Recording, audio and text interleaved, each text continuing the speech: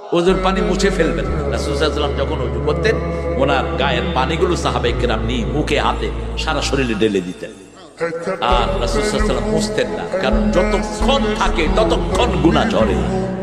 শেষ ফোঁটাটা যখন পড়ে যায়, রাসূল বলছেন, মুসলিম শরীফের বর্ণনা, শেষ গুনাহটা পানির সাথে ঝরে যায়। আল্লাহ আমাদের বানিয়েছেন, পৃথিবীতে পাঠিয়েছেন, এখানে আমাদের প্রয়োজনটা কি? আমাদের এই অস্তিত্বের উদ্দেশ্যটা কি?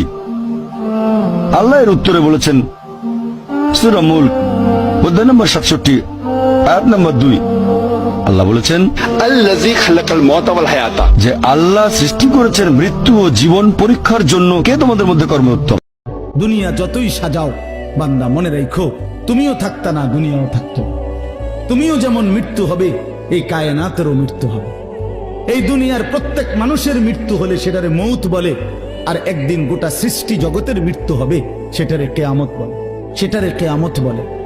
কেউ থাকবে না, আল্লাহ কথাটা বারবার মনে করাইছে। তোমার যেমন মৃত্যু হবে, সৃষ্টি জগতেরও মৃত্যু হবে। শুধু মানুষ হতভাগা একটা প্রাণী, যে আল্লাহর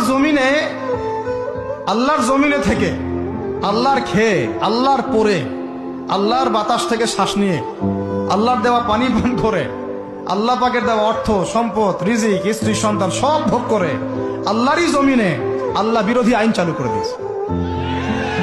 এই মানুষই একটা হতভাগা প্রাণী। এটা বিশ্বনবীর সবচাইতে প্রিয় দোয়া ছিল। নবী যখন তাওয়াফ করতেন, প্রতিটা তাওয়াফে তিনি এই দোয়াটা পড়তেন। রুকনে ইয়ামানি থেকে হাজরা আসওয়াদে যখন তিনি যেতেন, এই দোয়াটা পড়তেন, রব্বানা আতিনা ফিদ দুনিয়া হাসানা ওয়া ফিল আখিরাতি হাসানা ওয়া কিনা আযাবান নার। আল্লাহ দুনিয়ার কল্যাণ দাও, আখিরাতের কল্যাণ দাও। আল্লাহ জাহান্নামের আগুনের শাস্তি থেকে তুমি আমাদেরকে বাঁচাও। আওয়াজ করে সবাই পড়ুন আমিন।